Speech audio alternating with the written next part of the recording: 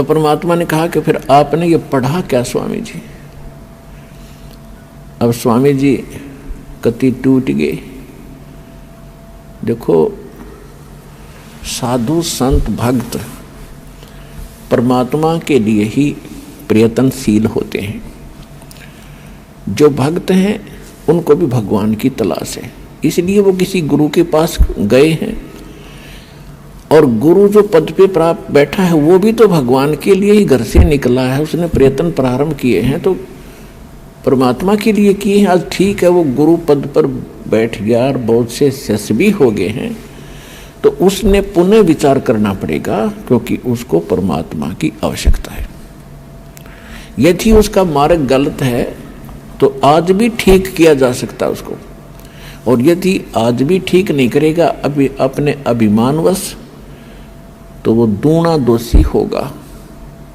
वो इस कैटेगरी का होगा कि जानबूझ साची तजय करे झूठ तेने, और ताकि संगत है प्रभु सौपन में भी ना दे। वो कृतघ्नी व्यक्ति होगा, चाहे वैसे गुरु बना बैठा है, जिसको ये पता लग गया तेरा ज्ञान गलत, तेरा नाम गलत, तेरी साधना गलत, और वो फिर भी हार मानने को स्वीकार तैयार नहीं है, यानी फिर भी ये नहीं कहता अपने शिष्यों को कि अभी मेरा मार्ग गलत है, तो वो कृतघ्नी प्राणी बताया है। उसके विषय में कहा है कि जानबूझ साची तजय और करे झूठ तेने, और ताकि संगत है प्रभु सौपन में भी नहीं दे। इसे नालायक आदमी की तो सौपने में भी भेंट नहीं होनी चाहिए इसके साथ। और जो उनके फंसे बैठे हैं भोली श्रद्धालु, अब उन्होंने स्वयं सोचना पड़ेगा।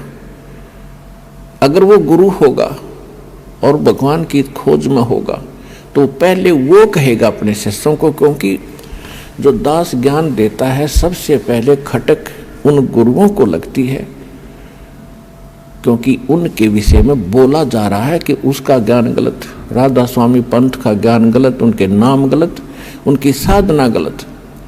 धन धन सतगुरु सच्चा सौदा सिरसा और जगमाल वाले के बारे में कहा जा रहा है, उनका नाम गलत, उनका ज्ञान गलत, उनकी भक्ति गलत, उनका रास्ता गलत।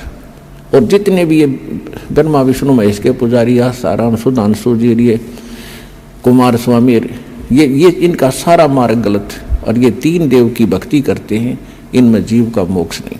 तो इनको सबसे पहले इस बात पर जोर देना चाहिए। ये क्यों कह रहा है रामपाल दास? इसका उद्देश्य क्या है? कम से कम उद्देश्य जानकर हमारे सदग्रंथों को, लिटरेचर को पढ़ें। ये संत दास की उनसे विनम्र प्रार्थना है, उनका भी जीव रक्षा होगी। उनके अंतर्गत जो भोले श्रद्धालु फंसे पड़े हैं उनको संत मान के, संत वही होता है जिसके पास पूर्ण ज्ञान हो, और साधना ठीक है नहीं तो भक्त नहीं है, ना वो गुरु है। वो तो एक अपना जीवन नाश कर रहे हैं। तो उनसे दास उनके हित के लिए कह रहा है। जैसे कोई रास्ते में जा रहा है और काफ़ी लंबे सफ़र पर पहुंच गया और वहाँ उसको कोई टोक रहा है, कहाँ जा रहे हो भाई? तो उस स्थान का नाम बताते हैं और वहाँ कोई व्यक्ति खड़ा है और वो कहता है ये रास्ता ठीक नहीं है आपका, आप बहुत गलत जा रहे हो। तो उस व्यक्ति को क्या करना चाहिए? 1, 2, 4 और से सलाह लेनी चाहिए, भी सचमुच मैं जा रहा हूँ, ये मार्ग ठीक है कि नहीं।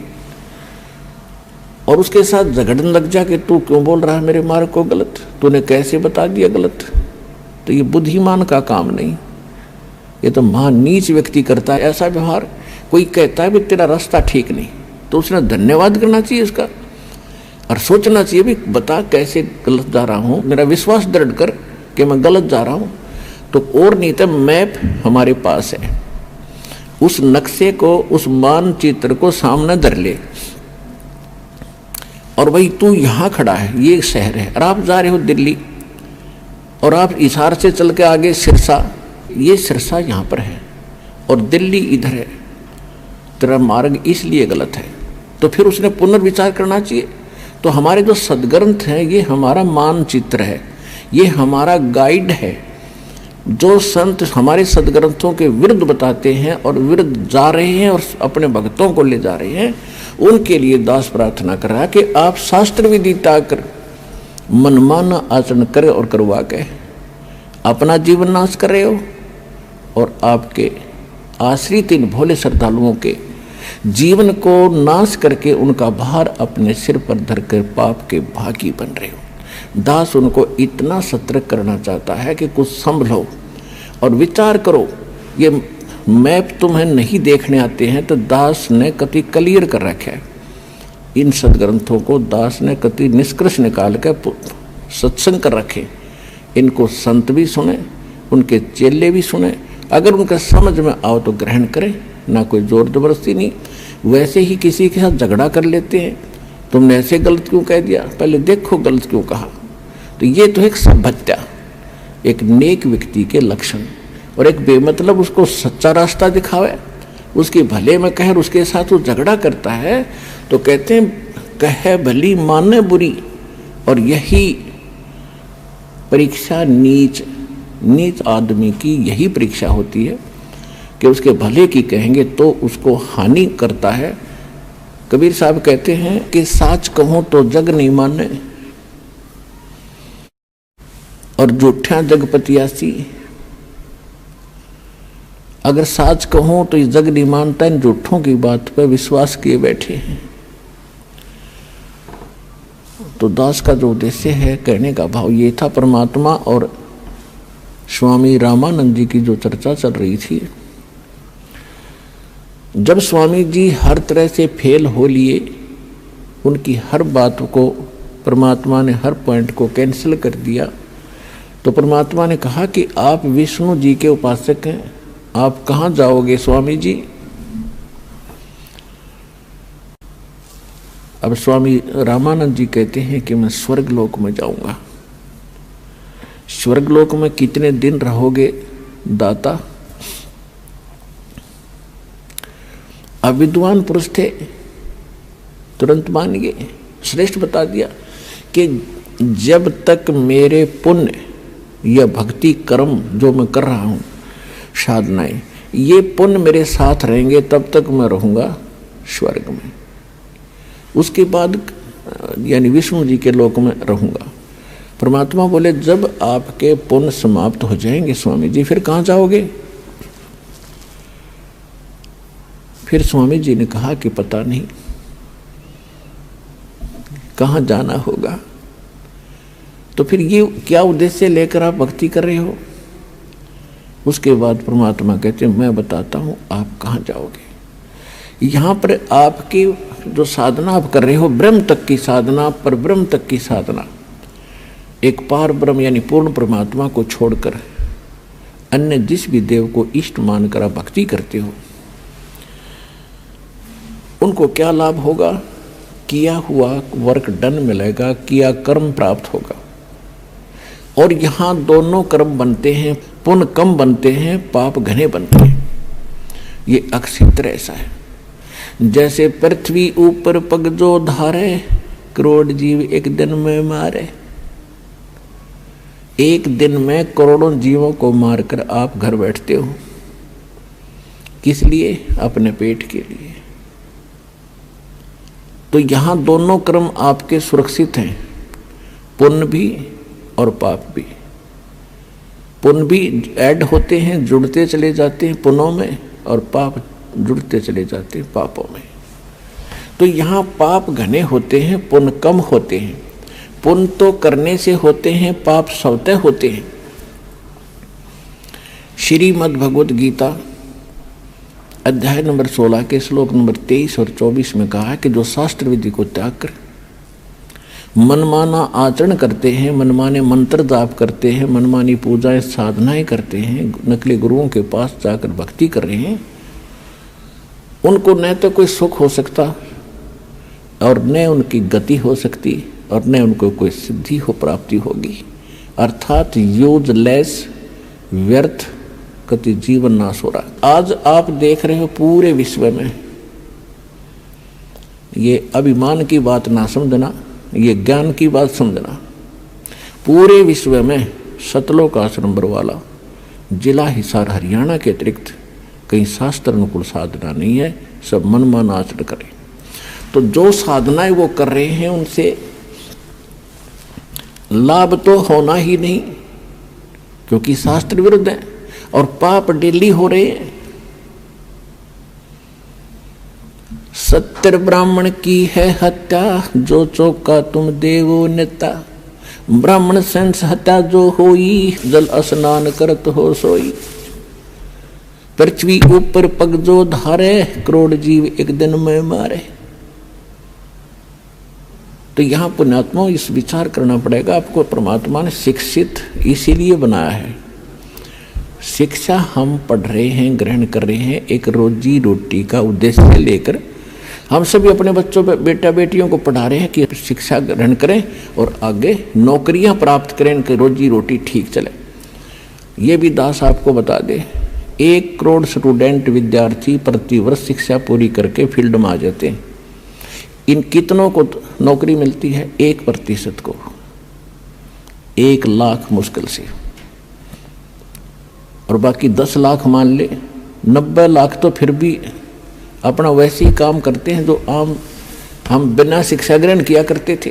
तो ये परमात्मा ने लालच देकर आपको पढ़वा दिया, और इस शिक्षा का केवल काम है कि आप भगवान को पहचान लोगे। अपने सदग्रंथों को, अपने घर में दबे खजाने को तुम खुद खोज लोगे। आप भिखारी बने फिरो थे, पूर्व पश्चिम उत्तर दक्षिण फिरदा दाणे दाणे नू। सर्व कला सतगुरु साहेब की, हरि आए हरि आने नू। कि तुम एक पेट के लिए पता नहीं कहाँ कहाँ भटक रहे हो, और जब हमें सत साधना मिल जाएगी तो भगवान का विधान है आपका बरकत शुरू कर देगा, आपके घर भर देगा। जब आपकी नीयत भर जाएगी तो आपका घर भर गया, और आपके आए हुए संकटों का निवारण करेगा। लाखों रुपये बीमारियों पर लग रहे थे, हजारों रुपये बीड़ी तम्बाकू शराब, महीने में 10-10 हज़ार रुपये खराब कर देते थे, वो बचत होगी। और फिर हम बेमतलब की परंपराएं बनाए बैठे हैं, इनको ख़त्म करेंगे। हम भगत बनकर जिएंगे, तभी हम आगे सफ़र पर बढ़ेंगे। तो प्रसंग चल रहा, उसी पर आते हैं।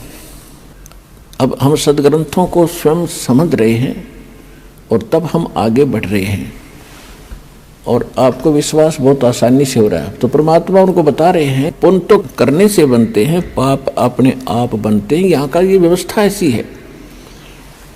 आपको बता दिया कि आप सुबह से लेकर शाम तक पेट के लिए या वैसे किसी कामवश जाते हो, तो एक दिन में हजारों जीवों को मारकर उनका पाप अपने सिर धर लेते हो, वो आपके बैड अकाउंट में। आपने पुण्य क्या किया सारा दिन में हिसाब लगा लो, और करते हो तो शास्त्रविद त्याग का मनमाना आचरण करते हो, उसका विशेष बेनिफिट आपको मिलना नहीं। तो वो थोड़ा बहुत पुण्य करते हो, कहीं छोटा मोटा कोई भंडारा कर दिया, पक्षियों को पशुओं को कोई दाना वगैरह डाल देते हो, छोटी मोटी कोई धर्मशाला प्याऊ बनवा दी, या कहीं कोई भंडारा कर दिया, कंबल बांट दिए, ये छोटे मोटे पुण्य हैं। ये भी शास्त्र विरुद्ध है। जो मूल उद्देश्य मनुष्य का वो सफल नहीं होता इनसे। अब जैसे जमीन है, 1 एकड़ जमीन, उसमें फसल पैदा करने के लिए गेहूं बाजरा ज्वार, जो हमारी जीवन रक्षक है, हमारे जीवन की जो आवश्यकता है, उसको प्राप्त करने के लिए उस 1 एकड़ जमीन को कितनी बार तो बाना पड़ता है, संवारना पड़ता है। हमारे यहाँ हरियाणा क्षेत्र के अंदर जो विशेषकर नहरी स्थान है, उसमें तो कम से कम 6-6 बार हल से, ट्रैक्टर से उसको संवारा जाता है। 1 एकड़ जमीन को स्वयं किया, वो भी पैसे लगे अपनी मजदूरी, या किसी ट्रैक्टर से उसको संवारा तो उससे भी पैसे लगे। फिर उसके अंदर बीज डाला, गेहूं चने बाजरा ज्वार का, जो भी हमने क्रॉप बीजनी है, फसल बीजनी है, वो भी पैसा लगा। फिर उसमें खाद डाला, उसमें पैसा लगा, दवाई डाली, उसमें पैसा लगा, और फिर उसको सिंचाई की, उसमें पैसा लगा। फिर उसको निकलवाया, मेहनत मजदूरी लगी या पैसा लगा।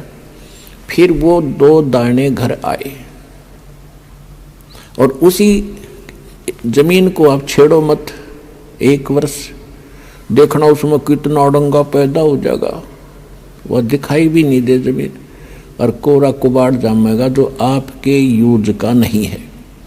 इसी प्रकार ये हमारा शरीर रूपी एक पृथ्वी है जहाँ हम रह रहे हैं। इस लोक में पाप तो अपने आप होते हैं बगैर किए, और पुण्यों को करने के लिए एक विधान है। जैसे फसल तैयार करने के लिए सारा प्रोसेस अपनाना पड़ता है, सारा तरीका अपनाना पड़ता है, विधि, तो तब वो गेहूं प्राप्त होता है, तब वो व्यक्ति सुरक्षित होता है, आवश्यक वस्तु से प्राप्त होती है। तो कहने का भाव ये है पुण्यात्माओं, तो परमात्मा ने कहा तुम कौन राम का जब ते जापम तात कटे न ये तीनों तापम। तुम किस राम का भजन करते हो जिस कारण से आपकी साधना से, आपके द्वारा बताए गए इस मंत्रों से आपके अनुयायियों को लाभ नहीं हो रहा।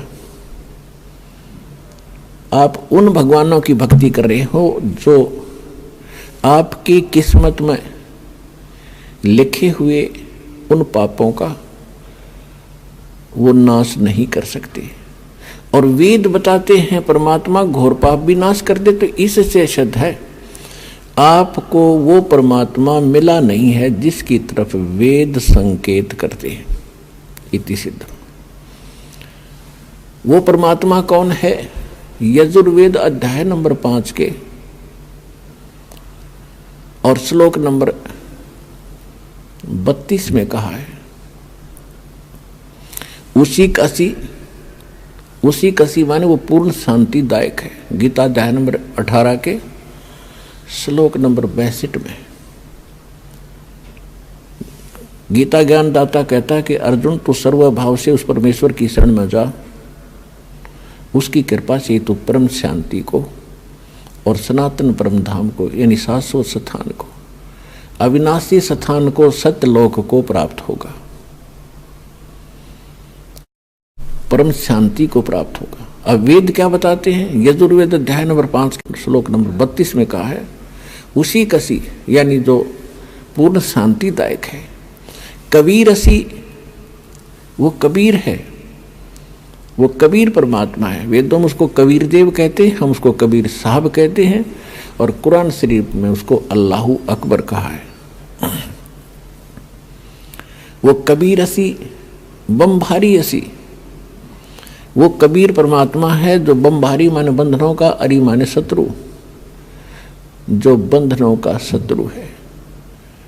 अंगारी असी जो पाप नाशक है, पापों का शत्रु। अग माने पाप, अरि माने शत्रु, जो पापों का शत्रु है, जो पाप नाशक है। और बमभारी जो कर्म बंधनों, जो हमारे, क्योंकि हम संस्कार से यहाँ फंसे हैं, हमारे संस्कार यहाँ पर हैं, तभी हम उन संस्कारों से जन्म मृत्यु में लगे हुए हैं। कभी किसी से हमारा संयोग है, किसी के हम पुत्र बन गए, किसी की पुत्री बन गए, किसी के पति बने, किसी की पत्नी बने। तो ये संस्कार हमारे जो हैं, इनके कारण हम बंद में हैं, और ये काल की बंद है, कैद है, बंदी ग्रह है।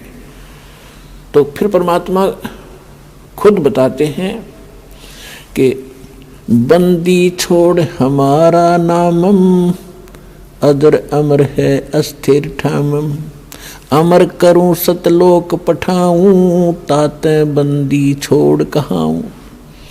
अमर करूं, तुम्हें यहाँ सदा के लिए सुखी कर दूंगा, जन्म मृत्यु से रहित कर दूंगा, तुम्हारे सब पापों का नाश करूंगा, सब संस्कार और बंधन यहाँ से समाप्त कर दूंगा, इसलिए मैं बंदी छोड़ कहलाता हूं। अनंत कोट ब्रह्मांड में बंदी छोड़ कहाँ आए, सो तो एक कबीर हैं जो जननी जने नमाए। आदरणीय गरीबदास साहिब जी गांव छुड़ानी जिला झज्जर वाले हरियाणा वाले को परमात्मा मिले थे। 10 वर्ष की आयु थी तब उनकी।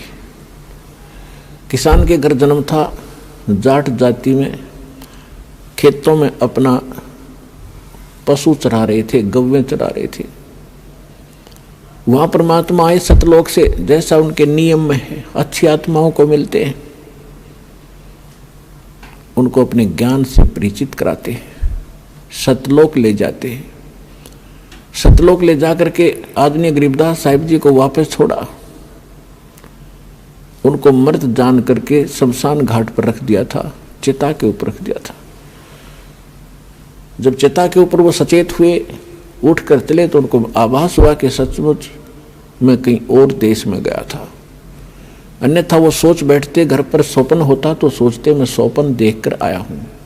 घर में हाहाकार मचा था, रिश्तेदार इकट्ठे हो गए थे और उनको चिता के ऊपर रख दिया गया था। तब उनको सचमुच वो एकदम दृश्य सारे सत्य महसूस हुए और परमात्मा ने उनके अंतःकरण में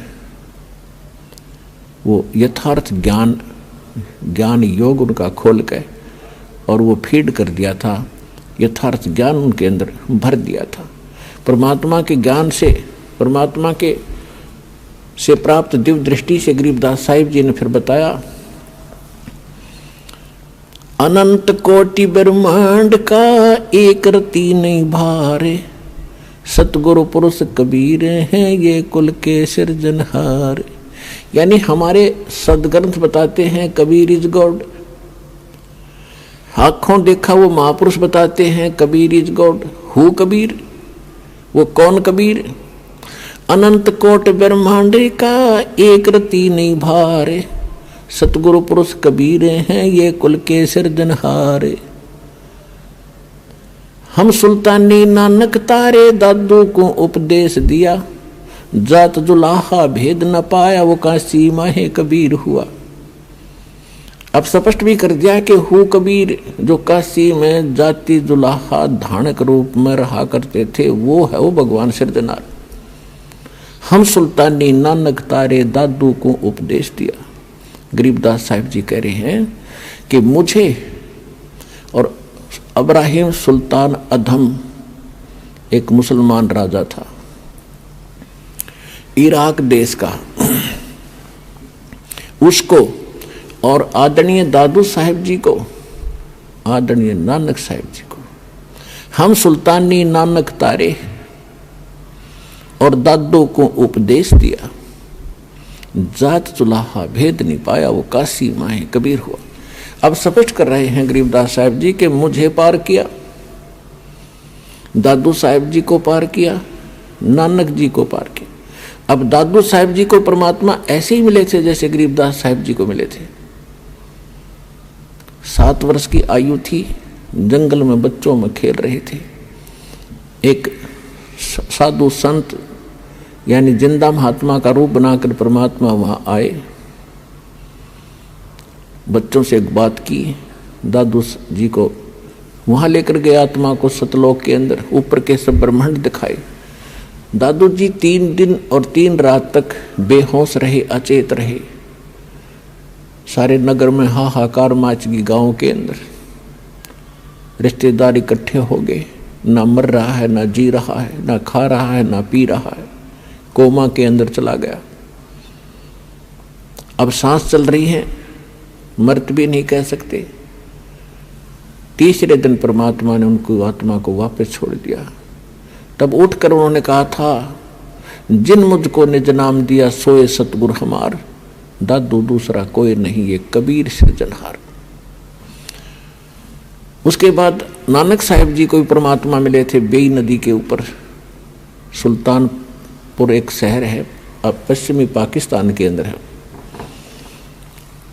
पहले ज्वाइंट भारत था सारा ही। तो वहाँ वो नौकरी करते थे एक राजा के घर, नवाब के यहाँ मोदी खाने में। नानक जी प्रतिदिन स्नान करने के लिए जाते थे। जो सुल्तानपुर के साथ से एक नहर बह रही है, दरिया नदी, वहाँ एक घाट बना हुआ था, वहाँ स्नान करने जाते थे। वहाँ परमात्मा उनको 2 बार मिले। पहली बार तो वो अपने आप जैसे यहाँ काशी में रहते थे उस रूप में गए। दूसरी बार फिर वो जिंदा महात्मा के रूप में उनको उसी स्थान पर मिले। उनको दरिया के अंदर स्नान करने के लिए डुबकी लगाने की बहाना करके 3 दिन तक अदृश्य कर दिया। कहीं और स्थान पर उनके शरीर को रखकर सतलोक के अंदर लेकर गए। तीसरे दिन ऊपर के सब ब्रह्मांड और सब कुछ दिखाकर अपना सचखंड सतलोक उनको वापस छोड़ दिया। तीसरे दिन जब नानक साहिब जी वापस आए और फिर उनको बताया गया था नानक साहिब जी को सतलोक के अंदर कि मैं काशी में जुल्हा रूप में रहता हूँ,